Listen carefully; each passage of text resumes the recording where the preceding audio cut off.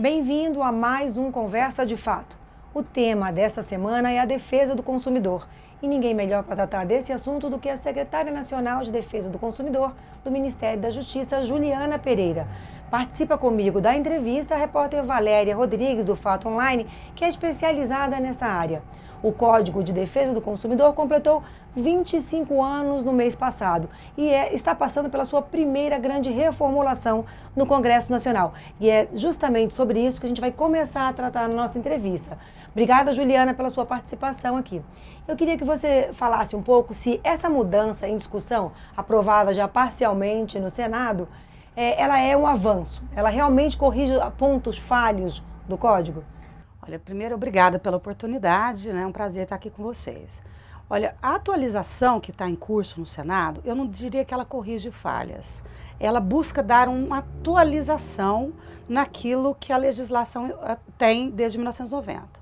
Por quê? Porque ela trata de 3 temas que não eram comuns em 1990.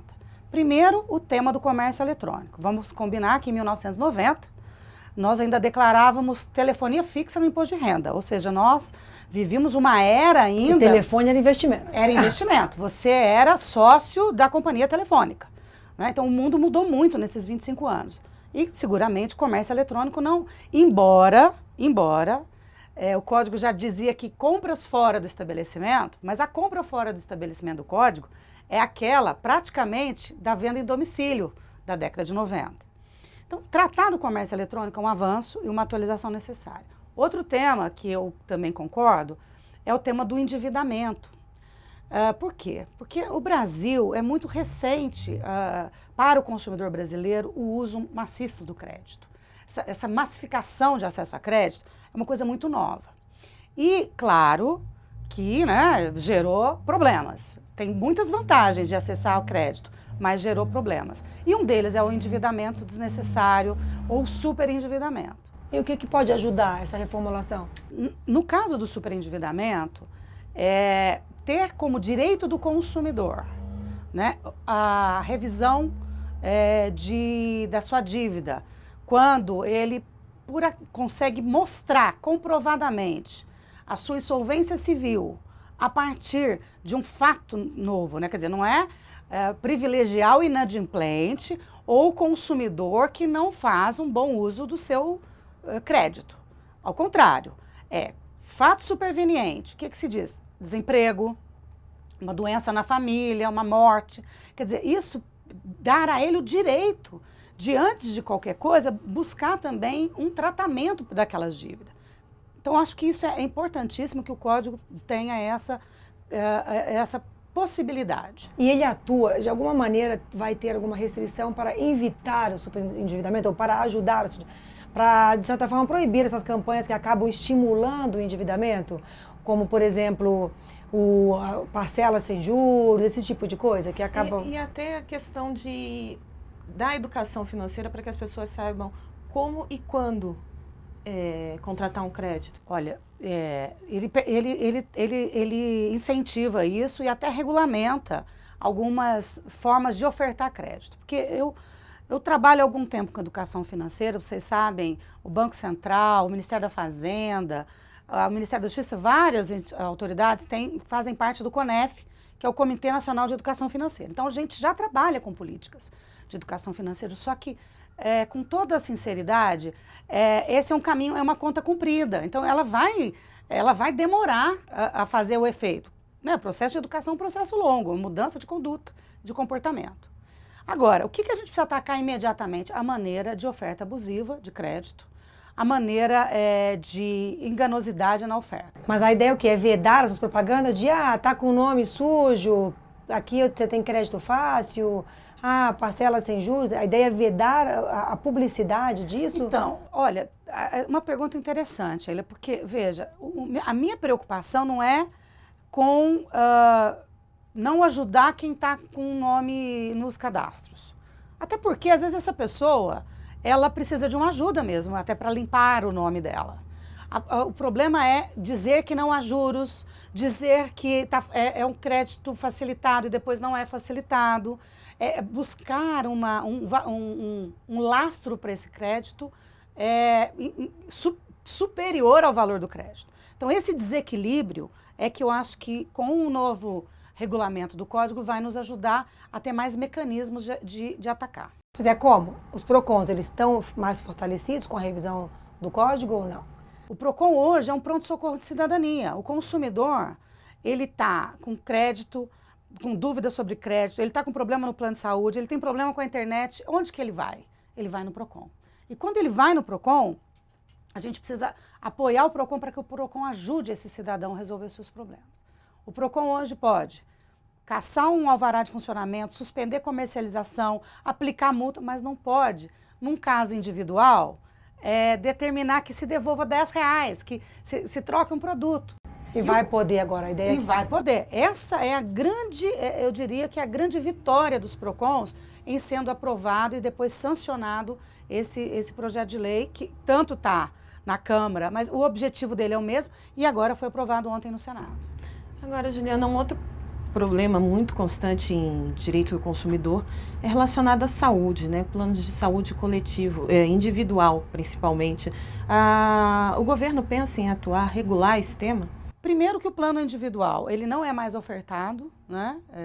E há motivos pelos quais eles dizem que não vão ofertar mais, porque o preço não compensa, né? Não compensa para o consumidor, porque fica muito caro, dado todo ponto que tem que ser oferecido. Aí o coletivo, que foi a exceção, ele deixa o consumidor muito inseguro, porque ele pode ser rescindido unilateralmente. Então, imagina você, Valéria, você compra um plano de saúde, paga 15 anos, coletivo. Um belo dia você, né, sabe lá, precisa de uma coisa mais séria de saúde, e ele fala, olha, então agora você não é mais interessante para mim, Valéria. E eu estou rescindindo com você. Quer dizer, ele também não deixa o consumidor seguro. Então, o que a gente está propondo nesse grupo? Que a gente olhe para os dois modelos que estão aqui, ainda que se tenha que fazer adequações seja no tempo de reajuste, de rede, de tudo, mas que a gente dê um mínimo de previsibilidade para o consumidor. Porque o consumidor está ficando mais velho, a população brasileira está mais velha, naturalmente vai usar mais plano de saúde e há uma insegurança muito grande. O individual não está sendo ofertado. O coletivo, você não sabe como ele é reajustado. Outra coisa, o coletivo... Quem fiscaliza? Quem é o responsável? Quem pode Outra pergunta importante. Intervir em nome do consumidor? No caso dos individuais, está claro o PROCON. No caso dos coletivos, veja, nós defendemos e estamos argumentando em todos os espaços que o PROCON também pode agir, independente se ele é coletivo ou não. Porque o que eu estou falando aqui é de um cidadão que aderiu a uma pólice, né, ou um contrato coletivo, mas que a relação dele é com uma operadora. A administradora de benefício, que está aqui no meio, é simplesmente o corretor desse processo. Enfim, é uma visão que, nem, por exemplo, as operadoras não concordam muito. Mas nós só temos casos de atuação de PROCONs e até algumas demandas que chegaram no judiciário que apoiam isso. Agora, a minha preocupação é uma só. E o preço? E o reajuste? Se você hoje contrata um financiamento de carro, se você hoje faz um contrato de locação, você sabe o que vai pagar e qual que é o IGPM ou qual que é o qualquer indicador. Plano de saúde é uma loteria, principalmente o coletivo. Você compra um plano de saúde hoje, daqui a um ano você não tem ideia de quanto você vai pagar. Então, essas discussões, elas precisam vir para a mesa, e elas estão na mesa, eu posso assegurar.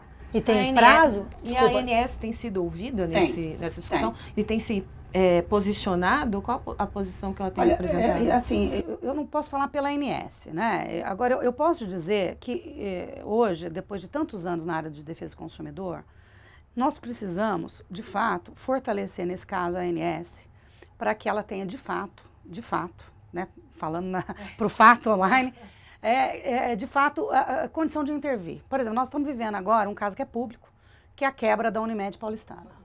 Né? Quer dizer, a ANS fez 5 ou 6 direções fiscais dentro dessa Unimed, mas ela não tem poder legal de intervir. Diferente do Banco Central. Imagina, o Banco Central, quando ele percebe o desequilíbrio dentro de uma instituição financeira... Ou você arruma ou eu vou intervir em você. É isso. Então, tem coisas que precisam ser revistas. Juliana, como o nosso tempo está aqui apertado, a gente tem muito assunto, eu queria ver com você outro tema importante. Telefonia, que é constante reclamação do consumidor. Né? Recentemente teve algumas medidas, conversas com o setor para vetar determinadas práticas. Como é que estão as negociações com o setor? Assim, o que de fato o consumidor tem, conta para se defender de vendas abusivas, franquias que são consumidas rapidamente, sem aviso prévio? Juridicamente, isso já está na justiça, né? Os PROCONs entraram com ações em diversos estados. O STJ avocou alguns para discutir conflito de competência. Então, deixando de lado a discussão de jurídica, porque essa vai se arrastar anos, o que eu penso que tem que acontecer é, primeiro, eles têm que melhorar a oferta. E fazer um trabalho muito forte de ajudar o consumidor a medir o uso da internet. Ninguém sabe o que é megabyte, ninguém sabe... Então, isso... Mas como isso pode ser feito? Então, nós estamos advogando junto com as empresas, diretamente, até com o apoio da Anatel também, o uso desses aplicativos sem custo para o consumidor, né? Principalmente para o consumidor de baixa renda, que está usando o seu smartphone pela primeira vez nesse momento, conseguir ver o seu consumo de internet. E outra, nós vamos ter que banir no Brasil a mentira da internet ilimitada. Não existe internet ilimitada e não existe aplicativo grátis. Né? Quer dizer, e eu diria que as duas prioridades hoje da Senacom é trabalhar junto com a Anatel nessas duas linhas. E a discussão jurídica vai continuar, né? Porque ela vai continuar, não tem jeito. Eles entendem que a internet é serviço privado e que eles podem mudar a comercialização. Os PROCONs e muitos Ministério Público entendem que não.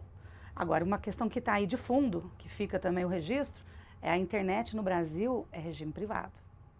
Né? Então, embora seja um serviço público, de natureza pública, nós precisamos discutir isso. Então, como é que fica, por exemplo, a questão do comércio eletrônico que usa a internet, assim, que é um meio de compras crescente, né? Que fruto do avanço tecnológico e que está cada dia mais dando problema? Dá mais trabalho a parte de fraudes.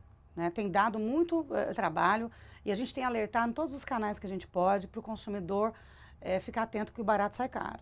Essa coisa de entrar em sites desconhecidos, com ofertas incríveis, toma cuidado. Ou é objeto de furto, que está sendo utilizado o comércio eletrônico, ou isso é uma fraude mesmo. Aí você deposita, você passa seu cartão de crédito, sua senha, e eles usam isso para fraudar outras coisas. Hoje, talvez, o grande problema de defesa do consumidor seja, no comércio eletrônico, o maior é esse. Né, esse tema das fraudes que os consumidores estão enfrentando. Juliana, o nosso tempo esgotou aqui um pouquinho, mas eu não posso encerrar sem te perguntar uma coisa.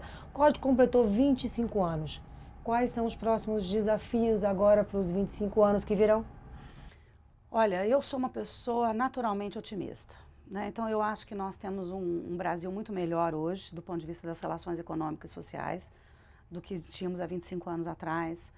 E, em grande medida, pela força do sistema de defesa do consumidor, pela atuação do judiciário, de todos, né, das entidades que fizeram valer os direitos dos consumidores. Mas o que a gente pode melhorar mais para o futuro? Eu acho que é cada dia mais impraticável o consumidor passar por tanta via sacra, por tanto calvário para ter problemas prosaicos resolvidos. Então, para mim, um grande desafio que se coloca à mesa, seja para as autoridades públicas e seja principalmente para o mercado, é ser mais ágil.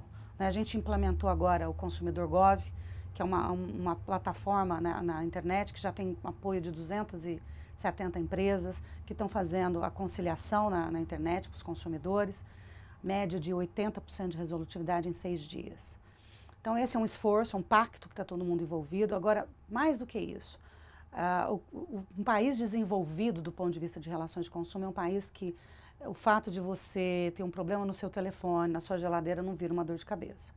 Então, embora a gente podia falar várias discussões jurídicas para os próximos 25 anos, avanços, eu acho que o que o cidadão está exigindo de todos nós é que ele quer a vida dele mais simples. E a gente, né? Então, eu acho que na área de consumidor, essa é a mensagem para os próximos 25 anos. Não só em vista para vender, não só em vista para ofertar e fazer publicidade, em vista para atender e para melhorar a vida de quem é consumidor. Obrigado, secretária, pela sua participação. Obrigado, Valéria. E a gente encerra aqui mais um Conversa de Fato. Obrigada também pela sua audiência. Siga ligado, fique nos acompanhando, seja bem informado, seja Fato Online.